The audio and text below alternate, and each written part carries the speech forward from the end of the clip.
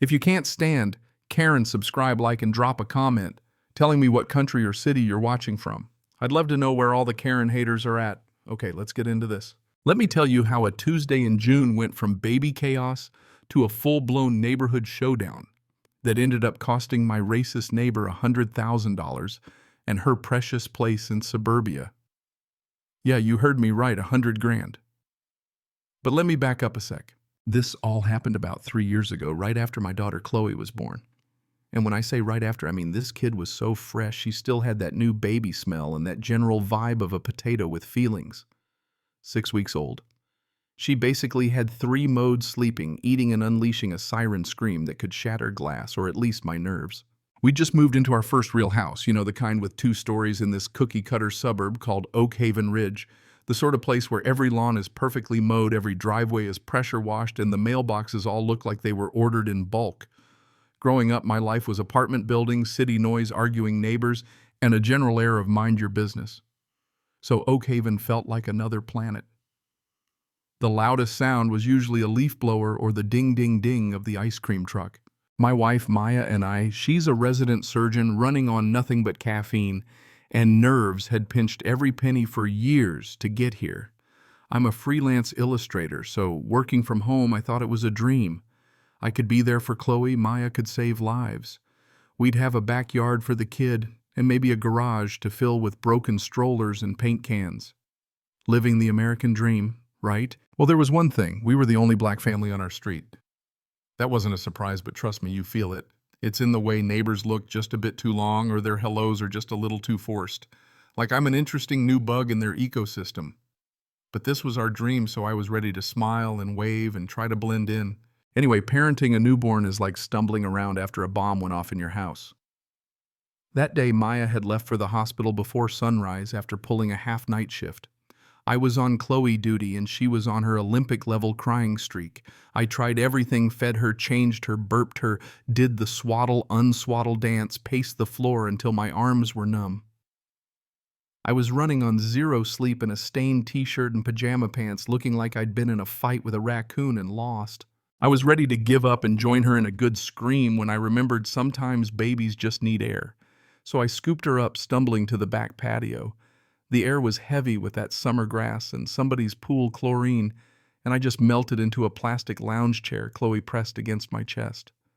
She finally, miracle of miracles, dozed off, warm and snuffling against me, the kind of quiet you'd sell your soul for as a parent. 20 minutes passed, maybe 30. Just the sun on my face, a plane droning overhead, the distant sounds of a world that wasn't losing its mind. For a second I thought, hey, maybe we've turned a corner. Yeah, not so fast. That's when I heard it. "Excuse me, what are you doing?" A voice like nails on a chalkboard slicing through my peace. I opened my eyes. On the other side of our little chain-link fence, in a yard that looked like it was maintained by angels and landscapers, stood a woman helmet. Hair gray, tracksuit expression set to intense suspicion. I'd seen her before. Next-door neighbor. Her name was Barbara. We'd never actually met, just exchanged some tight-lipped nods.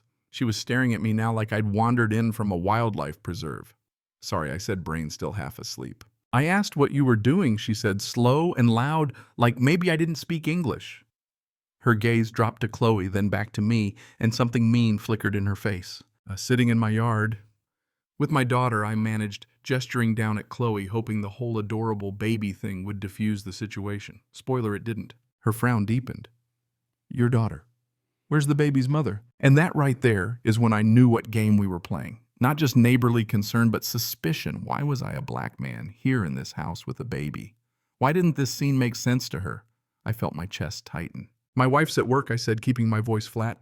She's a surgeon at the hospital. Barbara scoffed like this was some elaborate fiction. And she just left you here with the baby. Yes, I said, teeth clenched. It's called parenting. Sometimes fathers do it. Sarcasm was leaking out. I was done playing nice. That was all she needed to go full neighborhood watch. She started in about recent burglaries, eyeing me like I was casing my own home. I tried to keep my cool, but my hands were shaking. This is my house. I live here. My name's on the mortgage. Can you please just leave me and my daughter alone? For Barbara, that was a declaration of war. She puffed up, whipped out her phone with this sparkly pink case, of course dialed 911, and right there started describing me. There's a man, a large black man in the yard. I think he might have stolen a baby." Yeah, she actually said it. And then she looked right at me, eyes daring me to protest. Chloe woke up fussing, feeling my tension, and I just sat there paralyzed, every fiber of my being screaming. I remembered my dad's talk, the one about what to do if the police show up. Hands visible, calm voice, don't make any sudden moves. Now with my own kid in my arms, my mantra was even simpler: keep Chloe safe. Chloe. Sirens. Getting closer. And there I am, still on the chair, rocking my daughter, heart pounding like a jackhammer. A squad car pulls up. 2 officers, one young buzzcut, trigger-happy hand already on his holster, one older mustache, tired eyes. They come into the yard. The young one barks, "Sir, put the baby down and put your hands in the air." My blood went cold. Chloe was 6 weeks old. Put her down on the concrete, on the grass. "She's my daughter," I croaked. "I'm not putting her down." "Sir, I'm not going to ask again." The older officer stepped forward. "Easy, Mark. Let's just take a breath here. We got a call about a possible kidnapping. Can you tell us your name?" He's glancing at Barbara, who's watching like a judge at the world's worst reality show. I go through the motions. David Washington. This is Chloe Maya Washington. My wife is Dr. Maya Washington, surgeon, University Hospital. Every word felt like a humiliation. I shouldn't have to justify this. "Any ID, David?" the younger officer asks. I almost laughed. "Pajama pants, man." "No, it's inside on the kitchen counter." "Okay," Officer Mustache says. "My partner's going to hold the baby. We'll go inside. You show us your ID, we'll clear it up." Handing my child to an officer who moments ago thought I was a threat felt like tearing my heart out. But what choice did I have? If I refused, this could go sideways fast.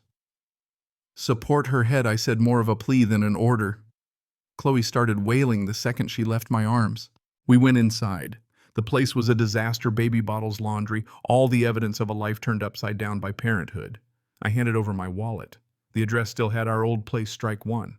But there was a bill on the counter with my name, my wife's, and the new address. Strike 2 for Barbara. Chloe's cries were getting frantic. I pointed to the stairs. "Her room is up there, nursery crib, birth certificate. Can I please have my daughter back?" Mustache officer saw something on my face, maybe just a dad about to break, and handed Chloe back. Her cries immediately started to fade. We went upstairs. The nursery was sunshine yellow crib, against the wall photos of Maya, me, and baby Chloe right after she was born. The officers looked around, took it all in, and I saw the suspicion drain out of their faces, replaced by embarrassment, and in Mustache officer's case, some real anger at Barbara. He apologized. I asked, "Is it over? Can you leave now?" They promised to warn Barbara. A warning, that's it.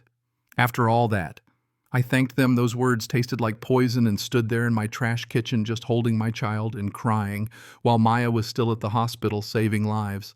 She came home late, exhausted, and when I told her everything, Barbara, the accusations, the baby being handed over to a stranger, her calm surgeon mode vanished. Fury took over. "A warning. For a racist attack on our family," she said. "Hell no, she is not getting away with this." I was ready to retreat, put up a bigger fence, pretend it never happened. Maya shook her head. "People like her count on you being too tired to fight back." "Well, not this time." Then she pointed at the security camera panel. "Oh yeah, we had cameras. They'd recorded the whole thing start to finish. Barbara's approach, the racist questions, the 911 lies, the police arriving." Maya called her old college friend Jessica, a civil rights attorney with a taste for justice. We sent her the footage. Jessica watched it and called back almost breathless, "This is the case of a lifetime." She wasn't kidding. False police report, defamation, emotional distress, civil rights, you name it. And just when you think Barbara couldn't dig herself any deeper, she posted on the Oak Haven Ridge Facebook page. "Full warning to all residents, a man in the neighborhood aggressive and hostile, keep your children safe." The dog whistles weren't even subtle. Comments blew up. Some neighbors supported her, some didn't. But it was all out there. More fuel for the lawsuit. We filed suit. The papers were served. Barbara shrieked loud enough to wake the dead. Her lawyer tried to get it thrown out. First Amendment, concerned citizen, blah, blah. Jessica shredded them in court. The judge let the case go forward. Then came the video. When Barbara's lawyers saw it, they tried to settle for $10,000 and an apology. We said no. They came back at $75,000. Jessica said not enough. We pushed for trial. Barbara tried everything to save face. During her deposition, Jessica played the video frame by frame. Every lie, every racist assumption right there for the record. Barbara, cornered, admitted she'd only suspected me because I didn't look like I belonged. Her lawyer just put his head in his hands. With the trial looming, they caved $100,000 and a public apology printed in the local paper and posted on the same Facebook page. The comments this time, nothing but support. Barbara put her house up for sale and vanished. The rumor mill said the lawsuit cleaned her out. We used the money to pay off student loans, donated to the NAACP Legal Defense Fund, and here's the best part. We built the most gorgeous, impenetrable privacy fence you've ever seen. Cedar stone 7 feet high, our spite fence, worth every penny. A year later, Chloe was a giggling toddler chasing butterflies in our lush private yard. A new family lived next door, laughter and music instead of tension. And for the first time, I felt like Oak Haven Ridge really was our home. So let me ask you, if someone weaponized the police against you, what would you do? Would you fight or would you walk away? Have you ever experienced anything like this? Drop a comment and let me know your thoughts on justice, on doing what's right, on how we build a community that's safe for everyone. Because I'm telling you, sometimes the only way to get real peace is to build your own damn fence. And if you want more stories like this, don't forget to subscribe, hit like, and let me know where you're watching from. Let's hear from all the Karen survivors out there.